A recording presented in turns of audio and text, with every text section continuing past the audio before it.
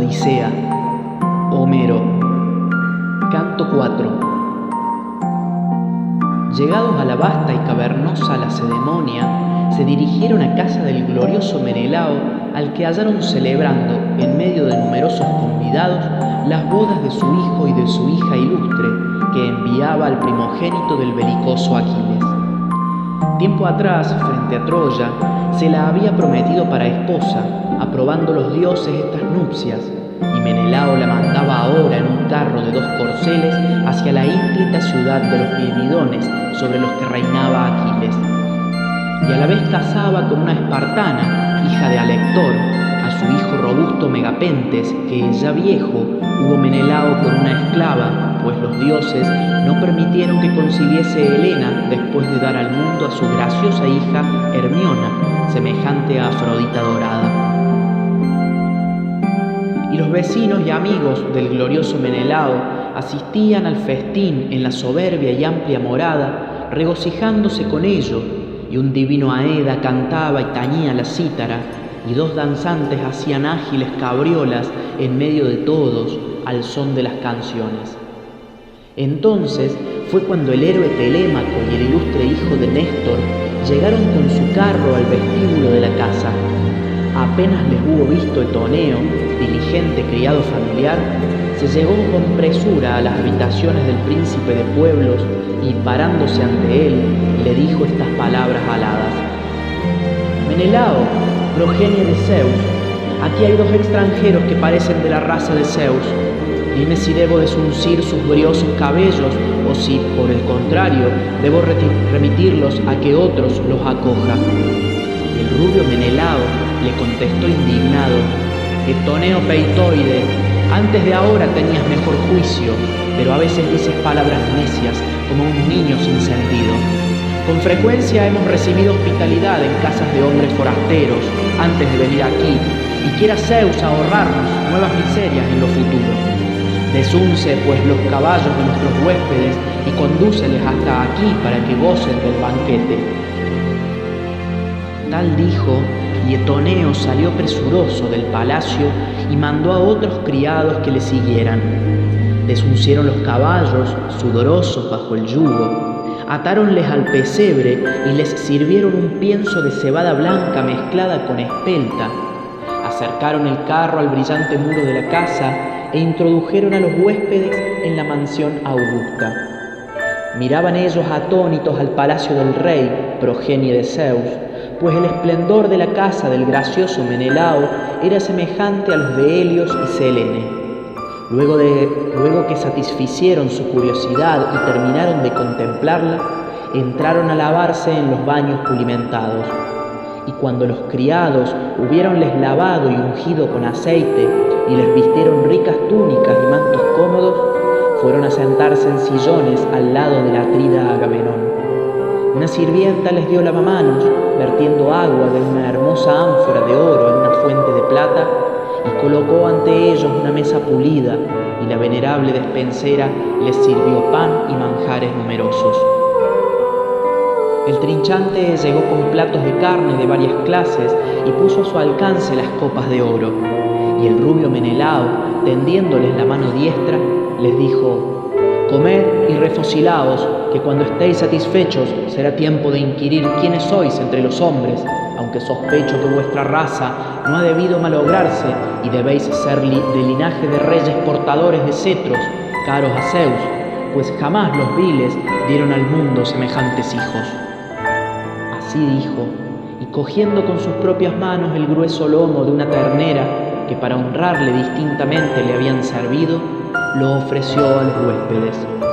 Y estos pusieron mano a los manjares servidos, y cuando hubieron satisfecho su apetito y su sed, Telémaco dijo al hijo de Néstor, aproximando la cabeza para no ser escuchado por los otros: Observa, Nestórida, carísimo a mi corazón, el resplandor de bronce y el sonoro palacio, y el oro, y el electro, y la plata y el marfil. Así debe ser, sin duda alguna, la morada del olímpico Zeus. ¡Cuántas riquezas! Me quedo admirado al contemplarlas. Y el rubio Menelao, comprendiendo lo que decía, le dirigió estas palabras aladas: Hijos queridos, Ningún viviente puede competir con Zeus, cuyas moradas y riquezas son eternas. Y habrá hombres más o menos ricos que yo, pero he sufrido numerosos trabajos, vagando a bordo de mis naves durante 8 años antes de regresar, y he visto Chipre y Fenicia, y he ido a los egipcios y a los etíopes, a los sidones y a los erembos, y he estado en Libia, donde los corderillos son cornudos y las ovejas paren 3 veces cada año. Allí ni al rey ni al pastor les falta queso, carnes y leche dulce, porque pueden ordeñar a las ovejas todo el año. Pero mientras yo erraba a través de esos países, amontonando riquezas, un hombre mató traidoramente a un hermano mío, ayudado por la perfidia de una mala mujer, y desde entonces reino lleno de amargura a pesar de mis tesoros. ¿Acaso hayáis oído relatar estas cosas a vuestros padres, cualesquiera que ellos sean? He sufrido numerosos males y he destruido una ciudad populosa que encerraba preciosos tesoros. Pluguiera a los dioses que guardara en mis estancias 1/3 nada más de aquellos, y que aún viviesen los héroes perecidos ante Troya, lejos de Argos, donde pasen los hermosos corceles. Por ellos me aflijo y lloro muchas veces retirado en mis estancias, que me consuela plañirme y recordar. Pero otras tengo que cesar en el llanto, pues la angustia me agota prontamente. Y aun cuando a todos recuerdo entristecido, por nadie lloro más que por uno cuya memoria me quita el sueño y la gana de comer. Porque Ulises ha sufrido más trabajos que todos los aqueos. Multitud de fatigas le estaban reservadas, y una incurable melancolía me invade cuando pienso que, tras ausencia tan dilatada, no sabemos si vive o ha muerto. Y en su casa le llorará el viejo Laertes y la prudente Penélope y Telémaco, a quien dejó muy niño en la cuna. Cuando así hubo hablado Menelao, acometió a Telémaco el deseo de llorar a la evocación de su padre. Llevó a sus ojos el manto de púrpura con ambas manos, y sus párpados dejaron deslindar abundantes lágrimas. Y Menelao lo advirtió y deliberó en su alma y en su corazón si le dejaría abandonado el recuerdo de su padre para que hablara primero, o si le interrogaría preguntándole en qué pensaba. Mientras así deliberaba en su alma y en su corazón, bajó Helena de la alta y perfumada alcoba nupcial, semejante a Artemisa, la que lleva arco de oro. Enseguida Adrasta le presentó un sillón magnífico. Alcipe trajo un tapete de mullida lana, y Filo le ofreció una cesta de plata, regalo de Alcandra, mujer de Polibo, que vivía en Tebas, la de Egipto, en cuyas casas se encierra gran riqueza. Polibo dio a Menelao 2 bañeras de plata, 2 trípodes y 10 talentos de oro, y Alcandra, a su vez, había ofrecido a Helena estos ricos presentes: una rueca de oro y una cesta de plata maciza ribeteada de oro. Y esta es la que trajo Filo, llena de hebras devanadas, y la rueca con lana de color violeta. Helena se sentó en el sillón, provisto de un escabel para los pies, y enseguida preguntó a su esposo: ¿sabemos ya, divino Menelao, quiénes son estos hombres que han llegado a nuestra casa? ¿Me engañaré o diré verdad? Mi corazón me ordena hablar. No creo haber visto jamás nada más semejante, ni en hombre ni en mujer, y estoy sobrecogida de admiración al contemplar a este joven tan parecido al hijo del magnánimo Ulises, a Telémaco, a quien dejó en su casa muy niño, cuando por mi culpa, perra de mí, los aqueos fuisteis a Troya a empeñaros en la guerra peligrosa. Y el rubio Menelao le contestó diciendo así: yo creo como tú, mujer, que estos son los pies, las manos, el brillo de los ojos, la cabeza y los cabellos de Ulises. Ahora le recordaba, y al referir cuántas miserias sufrió pacientemente por mí, este joven derramó por sus párpados amargas lágrimas y cubrió sus ojos con un manto purpúreo. Y el nestórida Pisístrato le repuso: Atrida Menelao, progenie de Zeus, príncipe de pueblo, en efecto, este es el hijo de quien dices. Pero es prudente y cree que no sería discreto, apenas llegado, pronunciar necias palabras ante ti, cuya voz escuchamos como si fuera la de un dios. El jinete gereniano Néstor me ha ordenado que le acompañe, pues deseaba verte, a fin de requerir tu consejo y tu ayuda. Que padece muchos males a causa de la ausencia de su padre, aquel en cuya casa tiene pocos defensores. Este triste destino ha cabido a Telémaco, que con su padre lejos no tiene en su pueblo quien pueda librarle de sus desdichas. Y el rubio Menelao, contestándole, se expresó así: «Oh dioses, ha entrado en mi morada el hijo de aquel hombre caro, de aquel héroe que por mi causa sostuvo tantas luchas y a quien yo me había propuesto glorificar entre todos los acayos si el olímpico Zeus nos hubiera concedido el regreso a bordo de nuestras rápidas naves. Le hubiera levantado una ciudad en Argos y construido un palacio, y él hubiera traído sus riquezas y a su familia y a todos sus convecinos a habitar en una de las ciudades de mi imperio previamente evacuada, y con frecuencia nos hubiésemos visitado, siendo amigos dichosos, hasta que la muerte nos hubiera envuelto entre su negra nube. Mas, sin duda, un Dios nos ha enviado este propósito, y reteniéndole solo y sin ventura, a él nada más ha negado el regreso». Así dijo, y angustió a todos el deseo de llorar. Y lloraba la argiva Helena, hija de Zeus, y Telémaco lloraba también, y el atrida Menelao. Y el hijo de Néstor tenía ojos arrasados de lágrimas, pues le volvía al alma el recuerdo del irreprochable Antíloco, a quien mató el hijo ilustre de la espléndida Eos, y recordándole, dijo estas palabras aladas: «Atrida, a menudo el anciano Néstor me ha dicho, cuando te hemos recordado en nuestras conversaciones del palacio, que destacabas de entre todos por tu prudencia. Por eso quiero que me escuches ahora. No me gusta llorar ante la cena, pero cuando nazca Eos y venga la mañana verteremos las lágrimas, pues es justo verterlas por aquellos que han sufrido su destino, ya que esta es ciertamente la única recompensa de los miserables: cortar su cabellera y surcar de lágrimas sus mejillas en honor de lo que fueron. También murió mi hermano, y tú sabes que no era el menos valeroso de los argivos, pues ni yo estuve allí ni llegué a conocerle, pero dicen que Antíloco sobresalía entre todos, así en la carrera como en el combate». Y el rubio Menelao le respondió: «Querido, hablas como lo hiciera un hombre prudente y de más edad que tú, como el hijo de tal padre. Se conoce al momento la ilustre estirpe de un hombre a quien la Cronida ha honrado haciendo feliz al nacer y casarse, como ahora, concediendo a Néstor la dicha diaria de vivir en paz en su palacio, rodeado de hijos prudentes y hábiles en el manejo de la lanza. Contengamos las lágrimas que acaban de escapársenos, acordémonos de la cena y demos agua a las manos. Telémaco y yo, al amanecer de la mañana, conversaremos».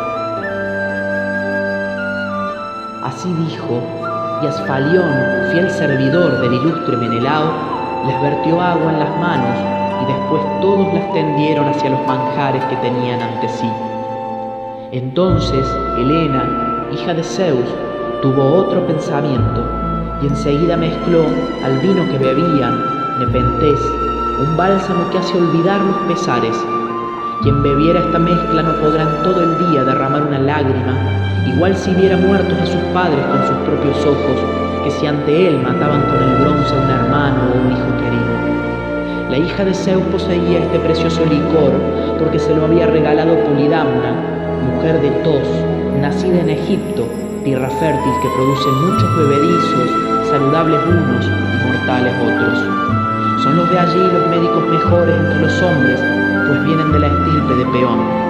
Y cuando, después de preparar, mandó Helena escanciar el vino, habló de esta manera: «Atrida Menelao, progenie de Zeus, puesto que están aquí estos jóvenes, hijos de esclarecidos padres, y Zeus dispone a su capricho del bien y del mal, ya que todo lo puede, comamos ahora sentados en esta sala y distraigámonos con la plática. Yo os contaré cosas que han de placeros. No podría referir, ni siquiera recordar todos los trabajos del paciente Ulises, que tanto soportó en el pueblo troyano, donde los argivos fuisteis abatidos por el infortunio. Prodújose él mismo vergonzosas llagas, semejante a un esclavo. Entró en la vasta ciudad de los guerreros enemigos a manera de mendicante, y muy distinto a como solía vérsele junto a las naves aqueas. Así entró en la ciudad de Troya, inadvertido de todos. Solo yo le conocí y le interrogué, pero él me respondió con evasivas. Después, cuando le hube bañado, ungido de aceite y entregado un vestido, le presté solemne juramento de no descubrirle a los troyanos hasta tanto que regresara a sus rápidas naves y a sus tiendas, y entonces me reveló los proyectos de los acayos. Y después de matar con el bronce de la larga pica a multitud de troyanos, volvió hacia los argivos llevándoles muchos secretos. Los troyanos gemían lamentablemente, mas mi espíritu se regocijaba, pues latía en mi corazón el deseo de volver a mi casa, deplorando el destino que hubo de depararme Afrodita cuando me condujo engañada lejos del suelo de mi patria, de mi hija, de la alcoba nupcial y de un marido que no carece de ningún don, ni de inteligencia, ni de gallardía. Y respondióle el rubio Menelao, diciendo: «Has hablado, mujer, como debías, porque en efecto yo he conocido el pensamiento y la prudencia de muchos héroes, pues he recorrido multitud de países, pero jamás mis ojos hallaron un corazón como el del paciente Ulises, ni supe de hombre que hiciera ni arrastrara lo que aquel valiente en el caballo de madera, dentro del cual permanecimos los príncipes argivos para llevar el exterminio y la guerra a los troyanos. Y tú fuiste allí, que sin duda te inspiró algún dios que quería otorgar la gloria a los troyanos, y Deifobos, semejante a un dios, te seguía. 3 veces rodeaste el hueco escondrijo, golpeándole, y llamabas a los príncipes argivos imitando la voz de sus mujeres, y nosotros, yo, Diomedes y el divino Ulises, estábamos en medio, escuchamos tu voz. Diomedes y yo quisimos salir impetuosamente, mejor que escuchar desde dentro, pero Ulises nos detuvo a pesar nuestro. Y los demás hijos de los acayos permanecieron mudos, y Anfielo solamente quiso responder. Pero Ulises le tapó la boca con sus manos robustas y salvó a todos los aqueos, conteniéndole así hasta que Palas Atenea le hubo alejado. Y el prudente Telémaco le respondió: «Atrida Menelao, progenie de Zeus, es muy doloroso que esos actos no hayan sido suficientes a alejar de él la muerte fatal, así hubiera tenido corazón de hierro.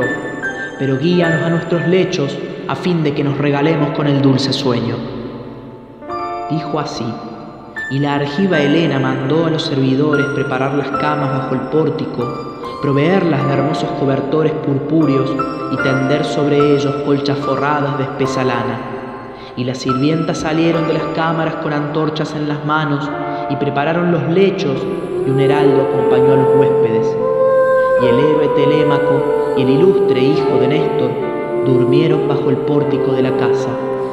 Y el Atrida durmió en el interior de la excelsa morada, y Helena, la del largo pelo, se acostó a su lado.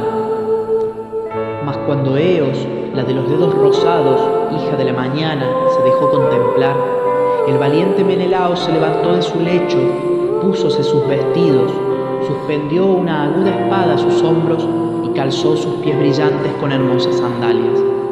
Y semejante a un dios, saliendo de la alcoba nupcial, dirigióse a Telémaco y sentado junto a él, le dijo así: «Héroe Telémaco, ¿qué necesidad te ha traído hasta la divina Lacedemonia a través del ancho dorso del mar? ¿Algún asunto público o privado? Dímelo sin mentir».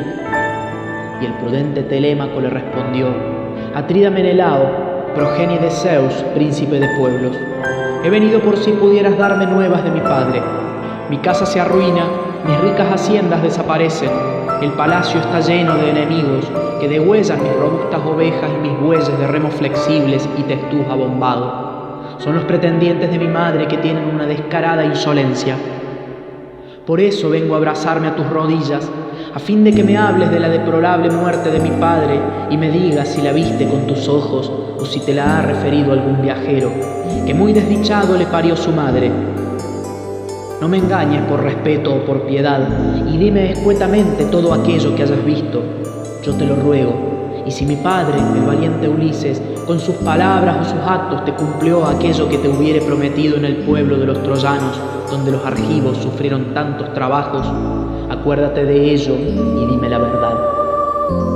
Y suspirando profundamente, el rubio Menelao le respondió: «Oh dioses, en verdad que los cobardes quieren dormir en el lecho de un valiente, así como una cierva escondió en la guarida de un león furioso sus mamones cachorros recién nacidos, mientras ella fue a pastar por los riscos y los valles herbosos, y el león, al entrar en su guarida, mató miserablemente a los cachorros. Así Ulises les hará morir de muerte vergonzosa.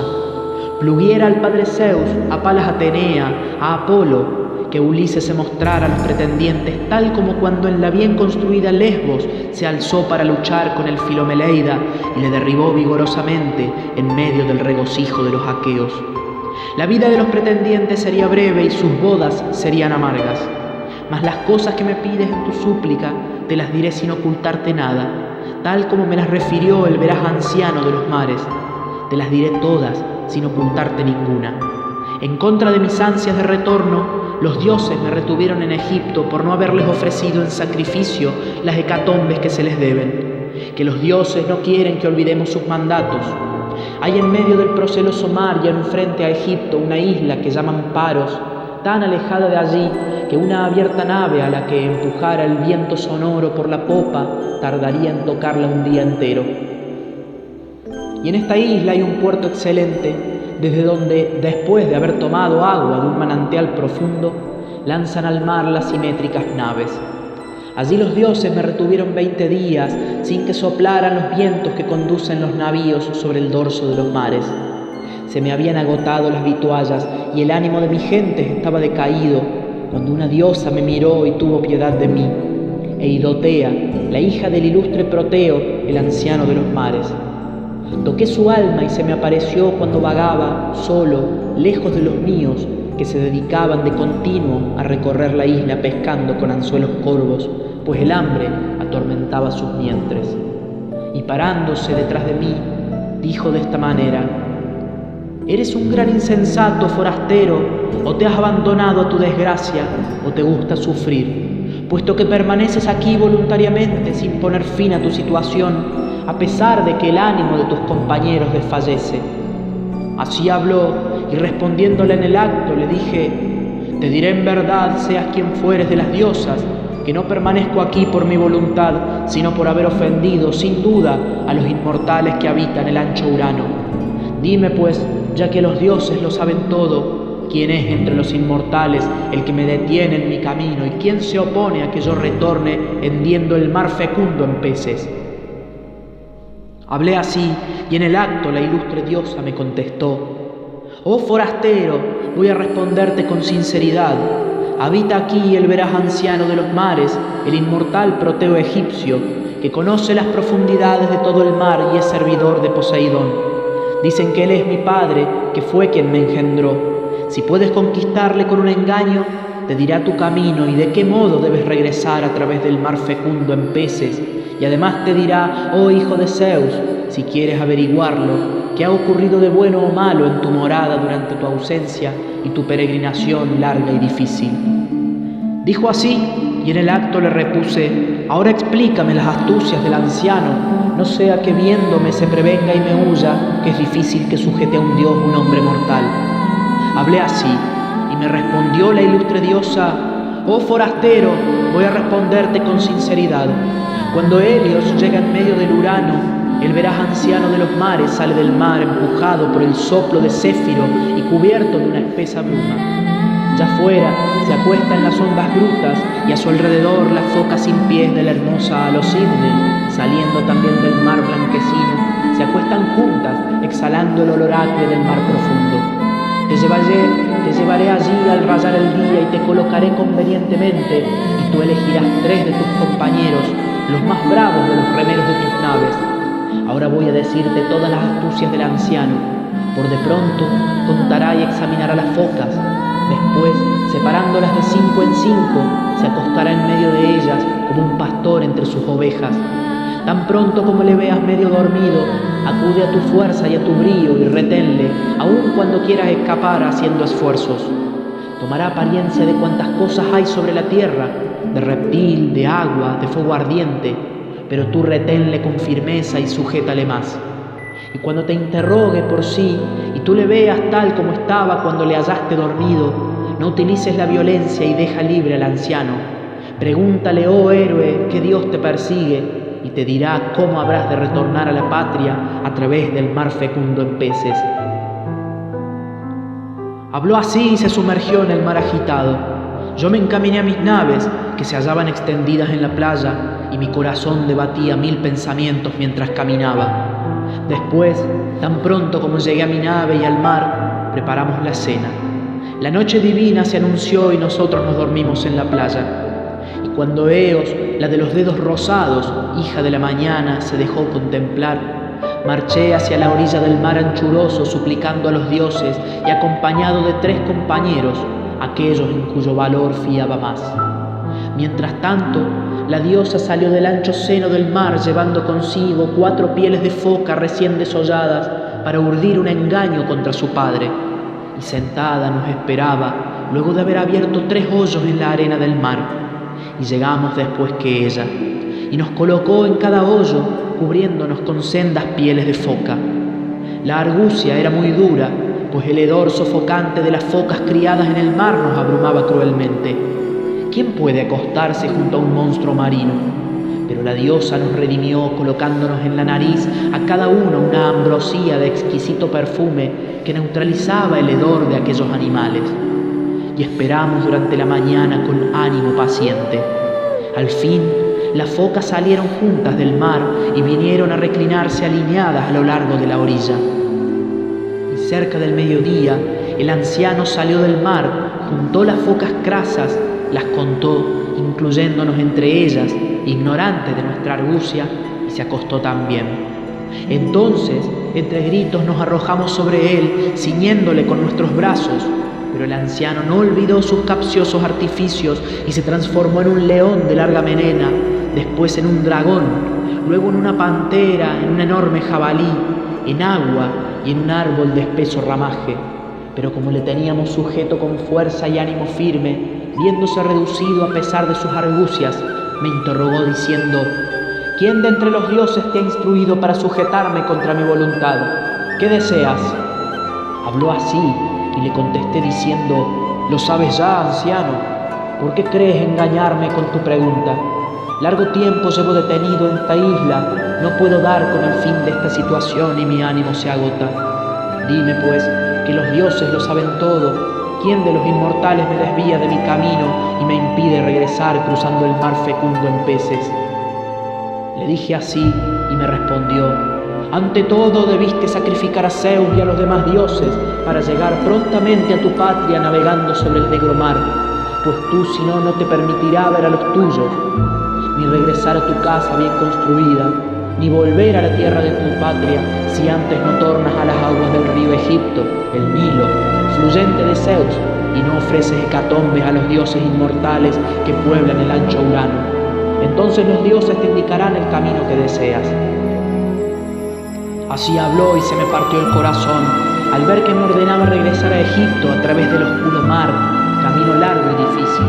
Pero le respondí diciendo: haré, anciano, todo lo que me mandes, pero dime con sinceridad si volvieron sanos y salvos en sus navíos todos los acayos que Néstor y yo dejamos al abandonar Troya, o si alguno de ellos pereció de muerte súbita en su nave o en brazos de sus amigos después de la guerra. Le hablé así y me contestó diciendo: Atrida, no me interrogues, que no te conviene conocer mi pensamiento, pues no creo que permaneceríais mucho tiempo sin llorar después de haberme oído.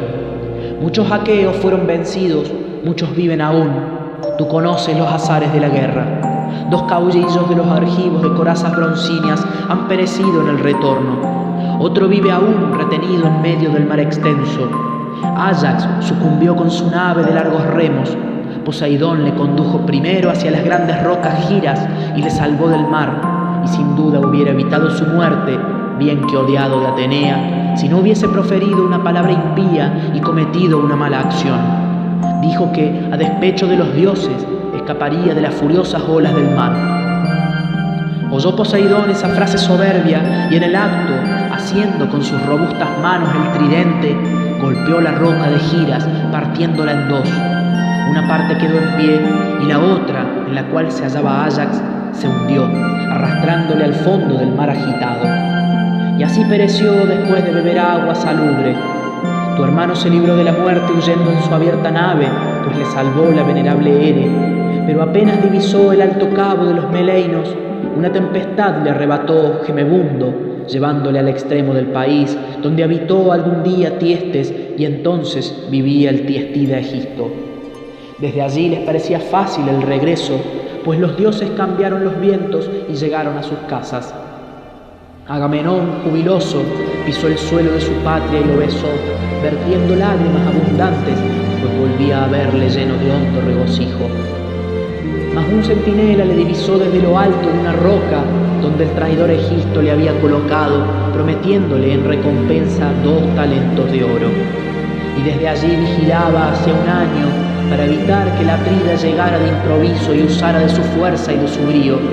Por eso se apresuró a dar la noticia al príncipe de pueblos, yendo hasta su mismo palacio. Entonces Egisto meditó una trama engañosa. Eligió entre los del pueblo 20 hombres muy valientes y les puso en emboscada, a la vez que ordenaba preparar un banquete. Por sí mismo, barajando indignos propósitos, invitó a Agamenón, príncipe de pueblos, a que le acompañara, pues fue a buscarle con séquito de carros y caballos.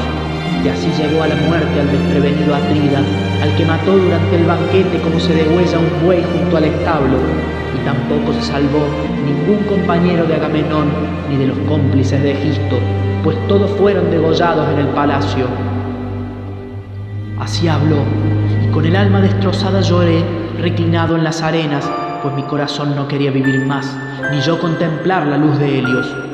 Y cuando me hube saciado de llorar, el veraz anciano de los mares me dijo: no llores tanto sin descansar, hijo de Atreo, que no hay para esto ningún remedio, y prepárate a regresar pronto a tu tierra natal. Allí encontrarás a Egisto vivo aún, si Orestes, adelantándose, no le ha matado ya, en cuyo caso llegarás a tiempo del banquete fúnebre. Así me dijo, y mi pecho, mi corazón y mi ánimo generoso, aunque estaba triste, regocijáronse de nuevo, y le contesté con estas palabras aladas: ya que me has contado el fin de estos, háblame del tercero, de ese otro que, vivo o muerto, se haya retenido en medio del ancho mar. Quiero saber de él, aun cuando estoy lleno de tristeza. Le hablé así, y me contestó diciendo: es el hijo de Laertes, el que tiene sus lares en Ítaca. Le he visto verter abundantes lágrimas en la isla donde la linfa Calipso le retiene en su palacio contra su voluntad, privado de regresar a su patrio suelo, pues no dispone de remeras naves ni de compañeros que puedan conducirle por el ancho dorso del mar. En cuanto a ti, divino Menelao, tu sino no dispone que hayas de sufrir la moira y la muerte en Argos, fecunda en caballos, pues los dioses te enviarán a la pradera Elisea, a los límites opuestos de la tierra, allá donde habitaba el rubio Radamanto. Allí se hace grata la vida de los hombres, no llueve ni nieva, ni son largos los inviernos, sino que en todo tiempo el océano manda las dulces brisas del Céfiro para dar frescura a los hombres. Ese será tu destino, ya que tienes por mujer a Helena y eres por tanto yerno de Zeus. Y así diciendo se sumergió en el mar espumeante, y yo retorné hacia las naves con mis divinos compañeros, agitado mi corazón por numerosos propósitos mientras hacía mi camino. Cuando hubimos llegado a la nave y al mar, preparamos la cena, llegó la noche solitaria y nos dormimos en la playa. Y cuando Eos, la de los dedos rosados, hija de la mañana, se dejó contemplar, lanzamos nuestras naves al mar divino. Después de izados los mástiles y desplegadas las velas, mis compañeros se sentaron en los bancos y ordenadamente hendieron con sus remos el mar espumoso. Y yo detuve de nuevo mis naves en el río Egipto, fluyente de Zeus, y sacrifiqué sagradas hecatombes. Y cuando hube calmado la cólera de los dioses inmortales, elevé un túmulo a Agamenón, a fin de que su gloria llegara hasta lo lejos. Cumplidas estas cosas, regresé y los dioses me mandaron un viento propicio y trajéronme con rapidez a mi patria querida. Y ahora, quédate en mi casa 11 o 12 días, y entonces te despediré dignamente, ofreciéndote espléndido regalo, 3 corceles y un hermoso carro, y te daré también una magnífica copa para que hagas las libaciones a los dioses inmortales y siempre te acuerdes de mí. Y el prudente Telémaco le respondió: Atrida, no me retengas más tiempo contigo. Pasaría un año a tu lado sin sentir la nostalgia de mi casa ni de mis padres, pues tanto me deleita oír tus palabras y tus razones. Pero ya estarán con cuidado mis compañeros en la divina Pilos, que ya me he retenido demasiado. El don con que quieres regalarme, sea el que fuere, consista en algo que pueda transportarse y conservarse. No llevaré cabellos a Ítaca, sino que te los dejaré aquí, entre la abundancia, ya que posees vastas llanuras donde crecen profusamente el loto, la juncia, el trigo, la avena y la cebada, y en Ítaca no hay caminos para los carros ni praderas herbosas. Antes bien, solo se crían cabras, que es la tierra más propia para ellas. Ninguna isla de las que se inclina hacia el mar es grande ni rica en prados, y la de Ítaca menos que todas. Habló así, y el valiente Menelao, sonriendo, le tomó la mano y le dijo: de noble sangre procedes, querido hijo, cuando te expresas así. Te cambiaré el presente, puesto que puedo hacerlo. Entre los tesoros que hay en mi casa elegiré el más hermoso y de mayor valor. Te regalaré una crátera de lata con los bordes adornados de oro, obra de Hefesto, y que el ilustre rey de los Sidonios me regaló en su casa al dejar de ser huésped, y yo quiero regalártela.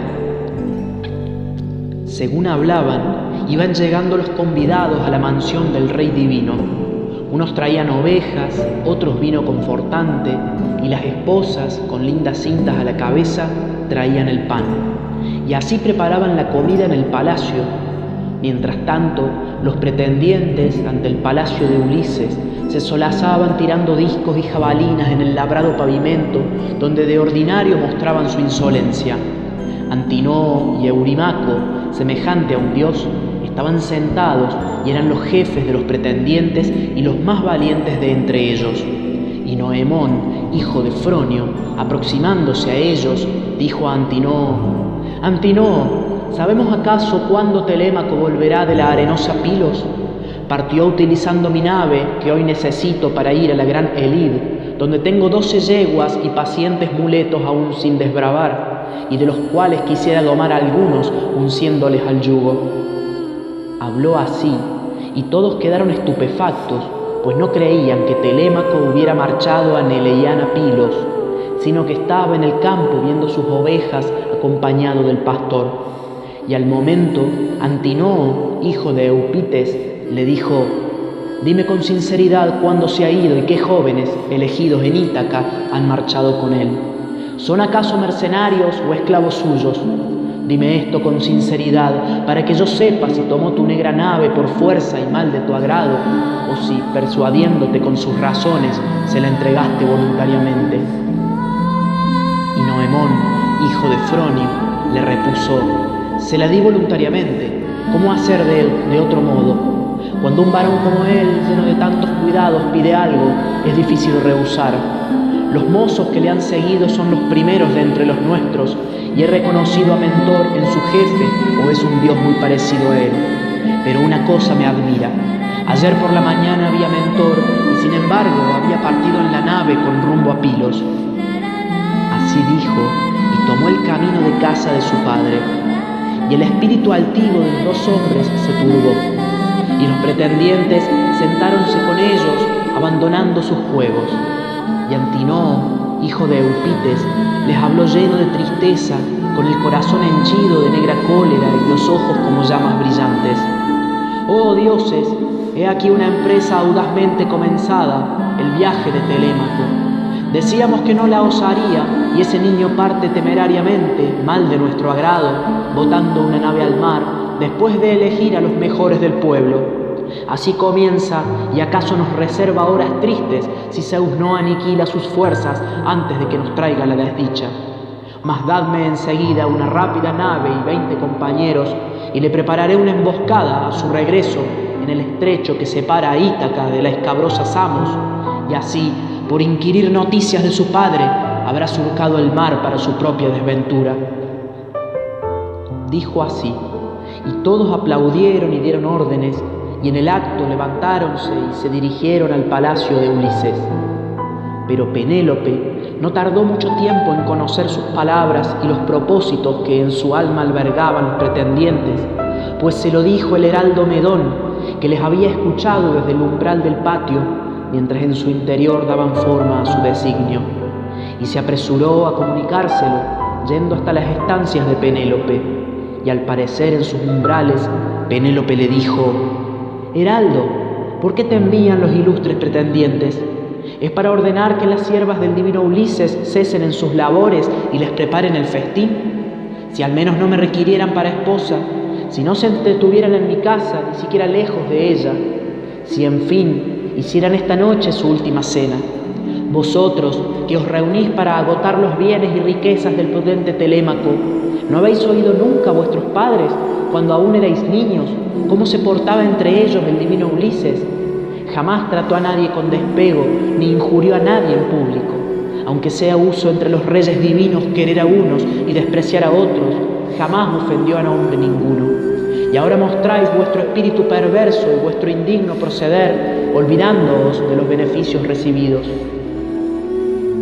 Y Medón, lleno de prudencia, contestó: pluguiera a los dioses, reina, que fuera esta de ahora tu desdicha peor.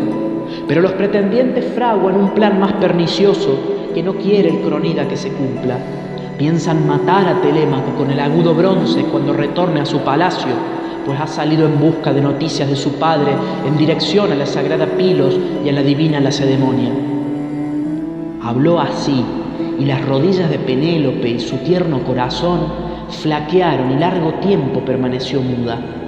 Sus ojos se llenaron de lágrimas, se tornó jadeante su caricia voz, y respondióle, al fin habló de esta manera: Heraldo, ¿por qué partió mi hijo?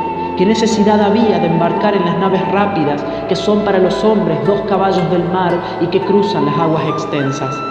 ¿Quiere que su nombre se olvide entre los mortales? Y Medón, lleno de prudencia, le repuso: no sé si un dios le empujó o si obró por su cuenta al ir a Pilos para informarse de si su padre regresa o está muerto.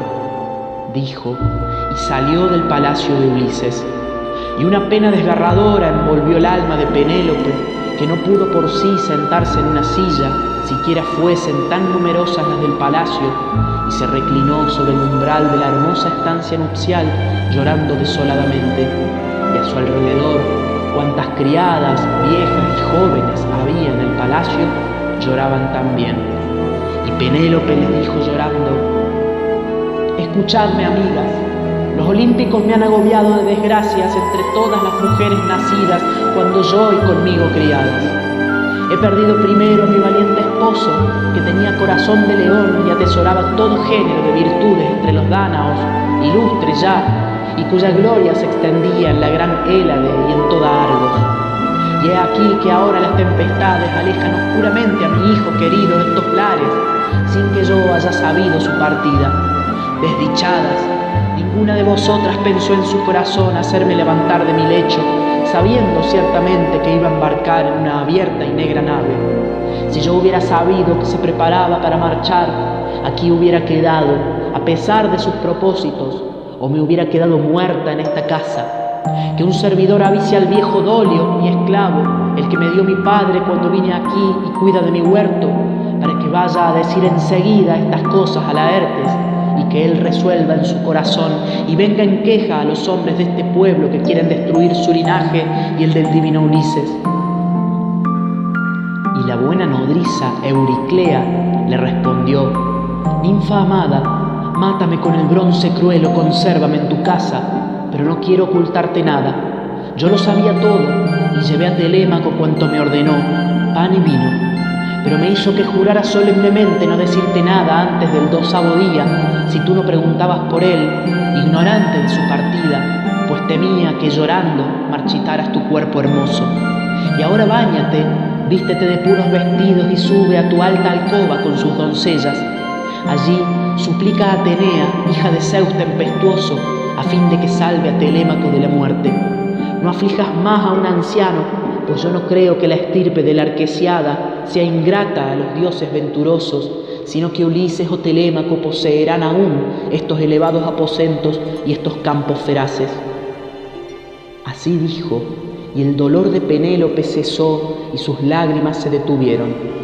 Se bañó, se cubrió de puros vestidos, subió a la alta estancia con sus doncellas, vertió las molas sagradas en una cesta y suplicó a Atenea: óyeme, hija indómita de Zeus tempestuoso, si alguna vez en sus palacios el ingenioso Ulises ha quemado en tu honor los muslos grasos de bueyes y de ovejas, recuérdalo y mira por mi hijo amado, deshaz los malditos planes de los soberbios pretendientes.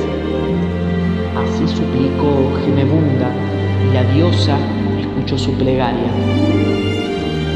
Mientras, los pretendientes se agitaban con gran ruido en las oscuras salas, y uno de los jóvenes soberbios decía: «Ya la reina, deseada por tantos, prepara seguramente sus bodas y no sabe que se aproxima la muerte de su hijo».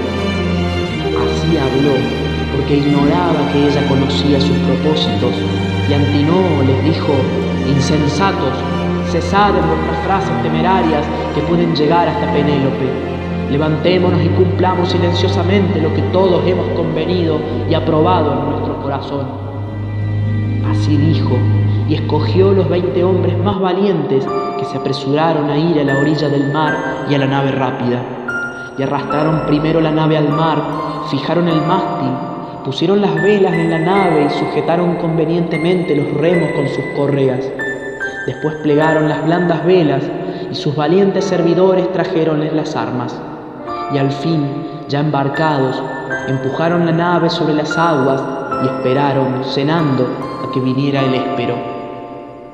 Mientras, en la alta alcoba, la prudente Penélope se había acostado sin comer ni beber y se preguntaba si su hijo irreprochable escaparía a la muerte o si sería vencido por los orgullosos pretendientes.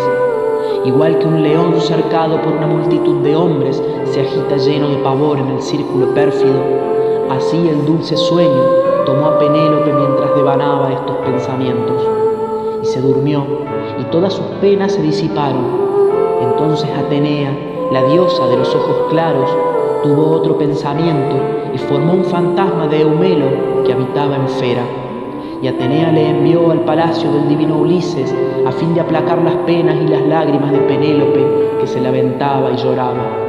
Y el fantasma entró en la alcoba nupcial a lo largo de la correa del cerrojo y, deteniéndose sobre la cabeza de Penélope, le dijo: «Tú duermes, Penélope, con el corazón afligido, pero los dioses, que viven eternamente, no quieren que llores ni que estés triste, porque tu hijo volverá, ya que nunca ofendió a los dioses». Y la prudente Penélope, dulcemente dormida a la puerta de los sueños, respondióle: «Oh hermana, ¿cómo has venido aquí donde jamás te hube visto, tú que tan lejos habitas? ¿Por qué mandas que cese mi congoja y las penas que me atormentan en mi espíritu y en mi corazón? Perdí primero a mi valiente esposo, que tenía corazón de león y brillaba por sus virtudes entre todos los dánaos, ilustre ya, y cuya fama se extendía por la gran Hélade y toda Argos. Y he aquí que ahora mi amado hijo parte a bordo de abierta nave, desdichado, sin experiencia de la vida y sin discurso, y lloro por él más que por su padre, y tiemblo, y temo que sufra en el país hacia donde partió o en el mar oscuro, pues numerosos enemigos le preparan emboscadas y quieren matarle antes que regrese al suelo de su patria». Y el vago fantasma respondióle: «Cobra valor y no tema nada tu espíritu. Va en compañía de quien desearan ir acompañados todos los hombres, de quien lo puede todo, de Palas Atenea, que se ha compadecido de tus lágrimas y me envía a decírtelo». Y la prudente Penélope le respondió: «Si eres diosa y has escuchado la voz de la diosa, háblame del desdichado Ulises. ¿Vive donde quiera que sea y ve la luz de Helios, o ha muerto y habita las regiones de Edes?». Y el vago fantasma respondióle: «No te diré nada de él, ni si vive o ha muerto, porque no es prudente hablar palabras vanas». Y esto diciendo, se desvaneció a lo largo de la cerradura en un soplo de viento, y la hija de Icario se despertó, regocijado su corazón, porque un sueño verídico le había sido enviado por las sombras de la noche. Y los pretendientes navegaban por la líquida llanura, meditando en su alma una muerte cruel para Telémaco. Hay en medio del mar una isla llena de roquedos entre Ítaca y la escabrosa Samos, Asteris, que no es muy grande, pero en la que hallan los navíos un puerto de doble salida. Allí se detuvieron en emboscada los aqueos.